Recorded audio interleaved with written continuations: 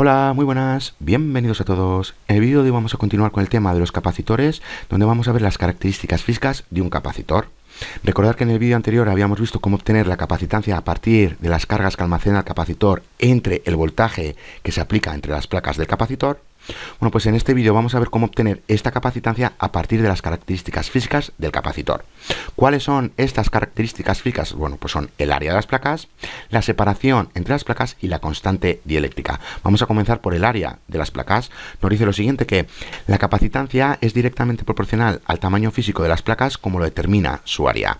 Es decir, ya vemos que aquí tenemos en la parte de la izquierda este capacitor donde tenemos estas placas paralelamente y aquí tenemos el área que determina la capacitancia.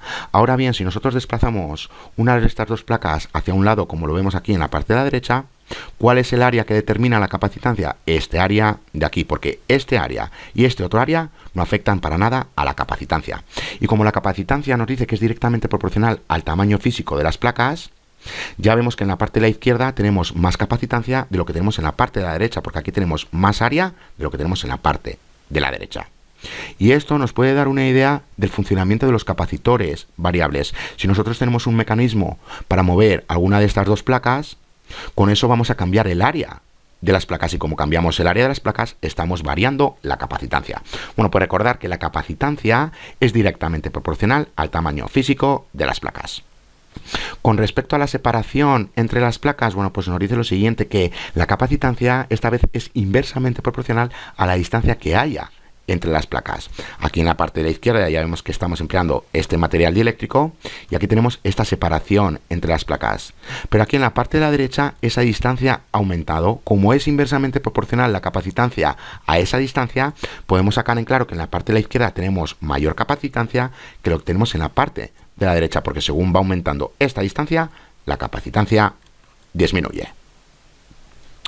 Bueno, pues ya vemos que la capacitancia es directamente proporcional al área e inversamente proporcional a la distancia. ¿Qué hay con la constante dieléctrica? Bueno, pues vamos a verlo rápidamente. Nos dice lo siguiente, que la medida de la capacidad de un material para establecer un campo eléctrico se llama constante dieléctrica o permitividad relativa, que se simboliza con este símbolo de aquí, que es la letra griega epsilon, y para indicar que es una permitividad relativa, aquí tenemos la R. Y nos dice que la capacitancia es directamente proporcional a esa constante dieléctrica.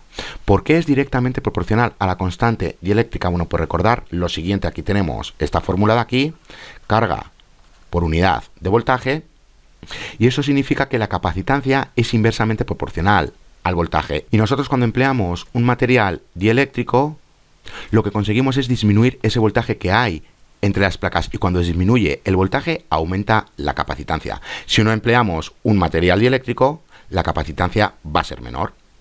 Y aquí lo podemos ver cuando se emplea el aire, es decir, cuando no estamos empleando ningún material dieléctrico. El aire sí es un material dieléctrico, pero no como estos, no los podemos ver.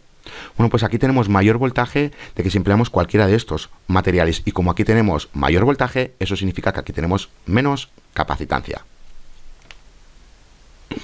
Ahora bien, si empleamos un material dieléctrico, ese voltaje disminuye y la capacitancia aumenta, y nos dice que la capacitancia realmente es directamente proporcional a la constante dieléctrica. Bueno, pues aquí tenemos los diferentes valores de las constantes dieléctricas para cada uno de estos materiales. ¿Qué significa esto de 5 con respecto, por ejemplo, al aire? Bueno, pues si nosotros tenemos un capacitor simplemente empleando aire y tenemos otro capacitor donde estamos empleando mica, la capacitancia en este capacitor va a ser 5 veces mayor que si empleamos el aire. Bueno, pues así es como se emplean estas constantes de aquí. Ahora bien, ya vemos que no tienen unidades. ¿Por qué no tienen unidades? Bueno, pues porque realmente es una medida relativa. Es decir, que la constante dieléctrica o permitividad relativa no tiene unidades porque, como os digo, es una medida relativa. ¿De dónde la obtenemos? Bueno, pues nos dice que es una relación de la permitividad absoluta de un material, nuevamente aquí tenemos epsilon, a la permitividad absoluta del aire o vacío. Cuando queremos indicar la permitividad absoluta del aire o vacío, se emplea aquí el 0. Bueno, pues aquí tenemos esta relación de aquí. Y como el numerador y el denominador tienen las mismas unidades, bueno, pues como se cancelan, de ahí que la permitividad relativa no tiene unidades. Y ya vemos que para obtener esta permitividad relativa, como referencia estamos utilizando la permitividad absoluta del aire o vacía, que es esta de aquí. Ya vemos que tiene 8,85 por 10 elevado a menos 12 faradios por metro. Bueno, pues recordad que como tienen las mismas unidades en el denominador y en el denominador, de ahí que la permitida relativa no tiene unidades. Bueno, pues ya hemos visto que la capacitancia es directamente proporcional al área de las placas, que es inversamente proporcional a la distancia que hay entre las placas y que es directamente proporcional a la constante dieléctrica. ¿Cómo obtenemos nosotros la capacitancia a partir de las características físicas de este capacitor? Bueno, pues aquí tenemos la nueva fórmula. Como digo, la capacitancia es directamente proporcional al área de las placas, por eso va en el numerador. También es directamente proporcional a la constante dieléctrica, por eso va también en el numerador. Y como es inversamente proporcional a la separación que hay entre las placas, de ahí que la distancia esté en el denominador. ¿Cuáles son las unidades que se emplean? Bueno, pues ya vemos que para el área se emplean metros cuadrados, para la distancia se emplean metros y que para la capacitancia, bueno, pues lo que vamos a obtener son faradios.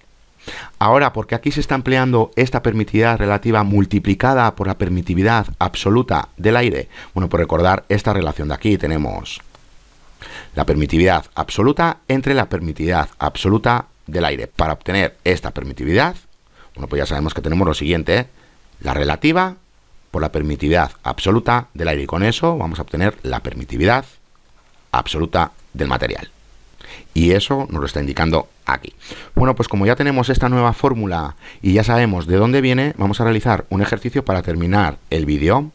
Y nos dice lo siguiente, que esta vez tenemos que determinar la capacitancia de un capacitor de placas paralelas cuya área mide 0,01 metros cuadrados y la separación entre las placas ya vemos que es de 1.000. Recordar que 1.000 hace referencia a una milésima de pulgada, que ya sabemos que esto es igual a 2,54 por 10 elevado a menos 5 metros. Aquí lo tenemos. Nos dice que el material empleado como dieléctrico es mica, cuya constante dieléctrica es igual a 5. Bueno, pues con estos datos nosotros podemos obtener la capacitancia del capacitor. Aquí lo tenemos. Recordar la fórmula, nuevamente ya sabemos que el área es directamente proporcional a la capacitancia, o mejor dicho, la capacitancia es directamente proporcional al área, que es inversamente proporcional a la distancia y que es directamente proporcional a la constante dieléctrica, que la obtenemos de esta manera, multiplicando la permitividad relativa del material por la permitividad absoluta del aire o vacío. Bueno, pues aquí lo tenemos. Realizando estas operaciones, ya vemos que obtenemos 0,017 microfaradios. Bueno, pues recordad que la capacitancia la podemos obtener o bien con esta fórmula de aquí, como habíamos visto en el vídeo anterior, o bien con esta fórmula empleando las características físicas del capacitor. Bueno, pues hasta aquí este vídeo. Ya en el siguiente vídeo vamos a ver los tipos de capacitores que tenemos. Hasta la siguiente.